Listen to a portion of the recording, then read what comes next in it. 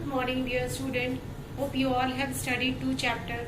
First chapter, Be Prepared, and second chapter, The Visit to the Mansion. Now we'll move towards third chapter. The name of the chapter is Tine and the Faraway Mountain. This chapter is related to the mountain, to the hills, by Shikha Tripathi. Children, have you heard about Bachendri Pal? Who is she?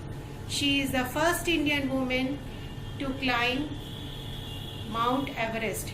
You know where is Mount Everest? It is in India or somewhere else? Yes, it is in Nepal. So here Tine Meena is also an Indian woman from Arunachal Pradesh to summit Mount Everest. So this is the story of her childhood days, how she conquered Mount Everest by her strong determination, and she achieved her goal by doing hard work. So at the end of the story, we'll come to know about what we should do to achieve our aim in life. All of you are having some aim in your life. What you have to become in life? Some wants to become doctor, some wants to become engineer. But how we should reach our goal? By strong determination, by doing hard work. So let's see the story and read about the Tine Meena, how she achieved her goal, what struggle she has done, and how she reached and submit the Mount Everest. So let's read the story. Open your book, page number 25. Tine and the Faraway Mountain.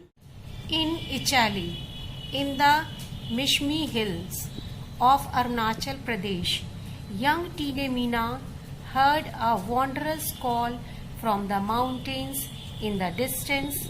She was drawn to it, a sound only she could hear. Ichali is the birthplace of Tine Meena, a hill of Arunachal Pradesh. What sound she heard? She used to live in the mountain and she used to hear the sound of wushu. She heard it while she climbed trees. She heard it when she ran through the jungle.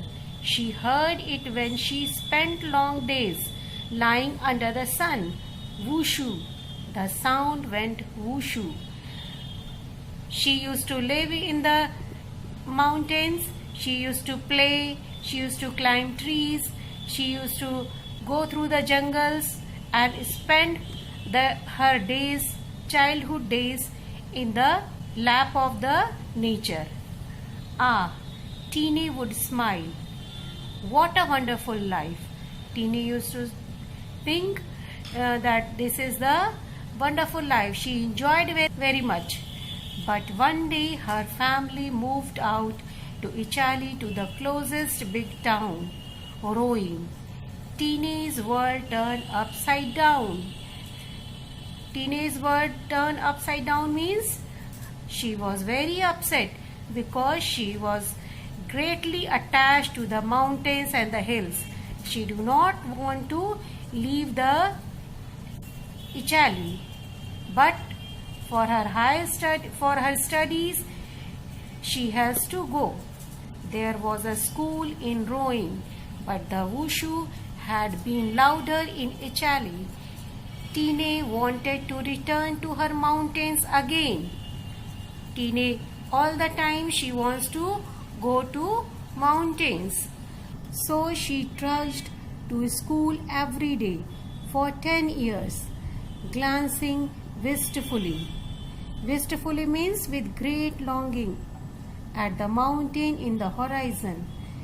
When she was finally finished her schooling, Tine immediately applied to be a potter for army expeditions. Expeditions you have studied in chapter 1. It means journey in the mountains. She would have to carry heavy loads and march over long distances. What happened in her childhood days? She, after completing her school days in rowing, she was greatly attached with the mountains by the wushu sound. So she immediately applied to be a potter. But women were not allowed to be potter in those days. In those days, women were not allowed to be a potters. So next, what happened? Tine did not let that stop her. She did not stop. She dressed as a boy and started to work, carrying nearly 25 kilos of luggage every day. She used to carry 25 kilos luggage every day on the hills. A whole week passed before everyone realized that she was a girl disguised as a boy. Disguised as a boy means she dressed up like a boy. She spoke in boy's voice. She made her hairstyle also like a boy. Then for 1 week she behaved like a boy and carried the luggage. Now turn to next page. It was divided into 4 sections so that the climbers could take rest at different camping points while journeying to the top of the mountain. But by the time Tine and her companion Chering Sherpa reached the second camp, and weather had grown worse. Now their journey started. "Do you want to go ahead?" Chering asked. Underline this sentence. Now they reached the first section of the journey. So she asked, weather was very difficult. So her companion Cherry asked, "What should we do? Shall we return or shall we move forward?" Then what she said? Let's see. "I don't think I'll get another chance to do this," said Tine to Chering Sherpa. "That I'll not get the next chance. I will not go back," Tine replied. She could hear the musical wushu growing louder and louder. It almost hypnotized her. Hypnotized means affected her like a magic spell. It is a totally that somebody is attracting her. So Tine and Chering somehow managed to reach their final camp. So there were 4 sections. Now they reached the final camp. Just as they were about to take rest, the stormy wind blew their tent and supplies away. So what happened? When they reached their final camp, there was a strong stormy wind. It blew away their tents and all supplies, all food items and all necessary things which they had were all blown away by the wind. They had to spend the night in one borrowed tent, and when they set off for the final climb the next day, all Tine and Chering had was a packet of noodles. So next day, when they started for the final climb, they had nothing, only a packet of noodles.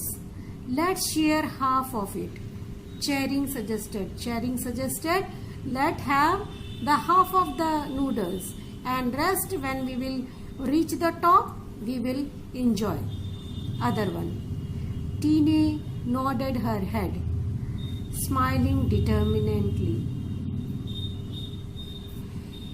"If we make it alive, we'll eat the other half." Tine said, "If we will reach it on the top, then we will enjoy the second half of the noodles."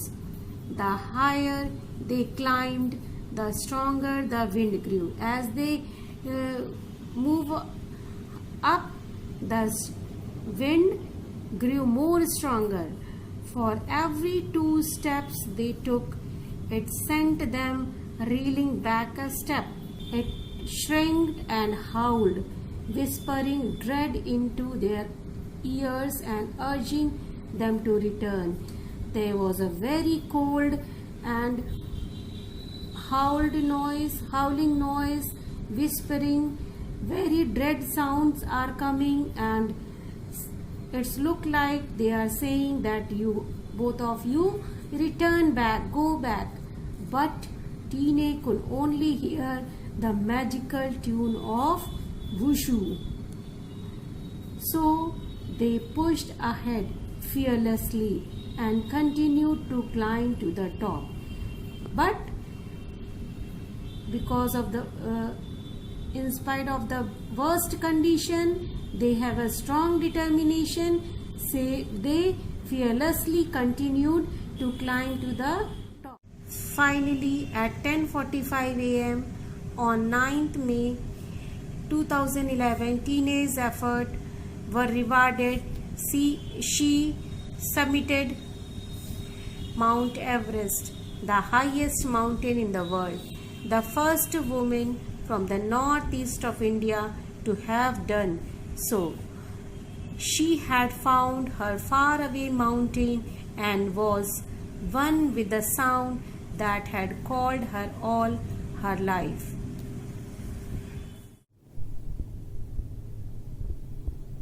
So, dear students, have you all enjoyed the story?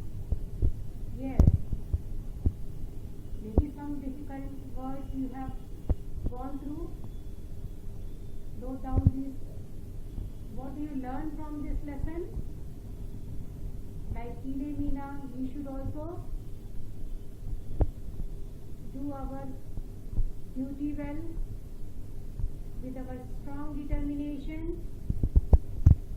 We should do hard work and achieve our goals in life. So now there are some new words. You note down all the new words in your notebook with their meaning and write down question answer also. Homework.